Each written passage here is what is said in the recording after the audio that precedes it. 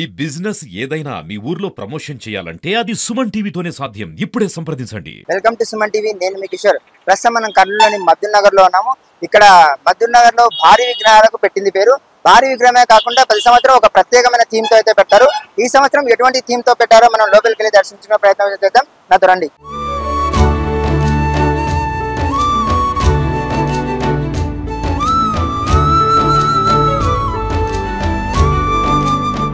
ప్రస్తుతం మనతో నిర్వాహకులు అయితే ఉన్నారు. వారిని అడిగి మరిన్ని విషయాలు తెలుసుకునే ప్రయత్నం చేద్దాం.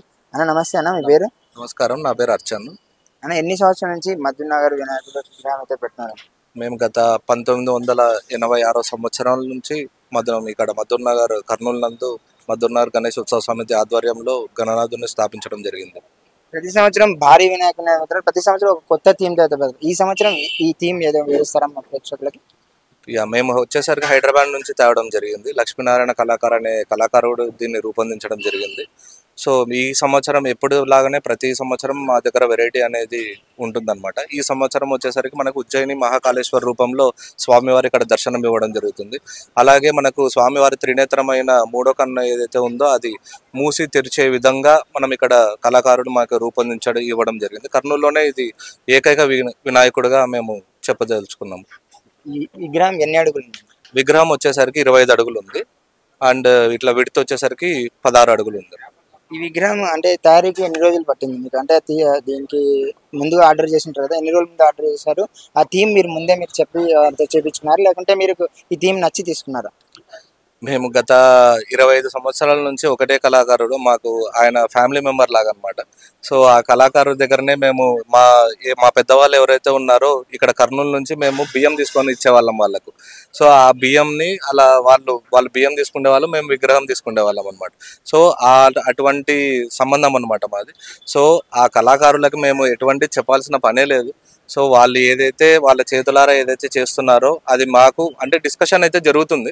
సో ఎలా చేస్తాం, ఈ సంవత్సరం ఎలా చేస్తే బాగుంటుంది అనే డిస్కషన్లో భాగంగానే ఈ విగ్రహం అనేది తయారు చేయడం జరిగింది అనమాట. ఈ లడ్డు అయితే కొత్త రకంగా ఏర్పాటు చేశారు. ఆ లడ్డు వేలం పాట అంటున్నారు, అంటే ఎప్పుడు వేలం పాట పాడతారు? దానికి ప్రక్రియ ఏంటంటే మనకు ఇక్కడ వచ్చిన లడ్డు వచ్చేసరికి 40 కిలోల డ్రై ఫ్రూట్స్ లడ్డు అనమాట. అది వచ్చేసరికి మనకు మద్దూర్ నగర్లో మదీనా స్వీట్స్ వాళ్ళు ప్రతి సంవత్సరము మదీనా స్వీట్స్ వాళ్ళు మాకు బహుకరిస్తారు లడ్డు అనేది. అది వచ్చేసరికి మనకు నిమజ్జనం 4వ తారీఖు ఉంది కదా, దాని ముందు రోజు 3వ తారీఖు సాయంత్రము ఆర్కెస్ట్రా ప్రోగ్రామ్ ఉంటుంది. ఆ ఆర్కెస్ట్రా ప్రోగ్రాంలో మనం లడ్డు వేలం పాట కానీ, హుండీ వేలం పాట కానీ, ధనహారం కానీ, అలాగే స్వామివారి స్వామివారికి అలంకరించిన కలిశము అవన్నీ కూడా మనం వేలం పాటలో పెట్టడం జరుగుతుంది అనమాట. ప్రాసెస్ అంటే దానికి టోకన్ ఏమైనా పెడుతున్నారు? దానికి ఎలా? ఇక్కడ వచ్చేసరికి ప్రారంభ ధర అనేది ఒక కమిటీ వారు నిర్ణయిస్తారు. సో ఈ ప్రారంభ ధర నుంచి మనము వేలంపాట అనేది స్టార్ట్ అవుతుంది. అదే లాస్ట్ ఇయర్ వచ్చేసరికి మనకి డోన్కి సంబంధించిన రియల్ ఎస్టేట్ వ్యాపారులు ఏదైతే ఉన్నారో వాళ్ళు స్వాధీనం చేసుకున్నారు. 1,04,100 రూపాయలకు వాళ్ళు స్వాధీనం చేసుకోవడం జరిగింది. ఇది లక్కీ డిప్ సిస్టమ్ అని కూడా ఇక్కడ పెట్టారు, అది దేని గురించి?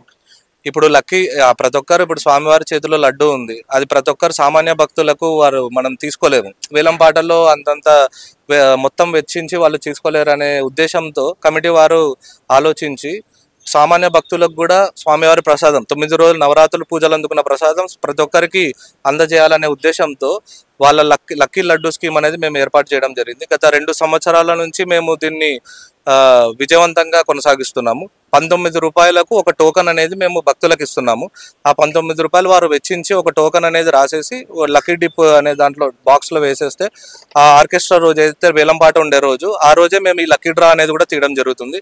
అలా మేము 3 కేజీల లడ్డూని, అది 9 నవరాత్రులకు గుర్తుగా ఒక్కొక్క రోజు ఒక్కొక్క లడ్డు లాగా 9 లడ్లు 9 మంది భక్తులకు ఉచితంగా లక్కీ డ్రాలో ఎంపికైన భక్తులకు అందజేయడం జరుగుతుంది.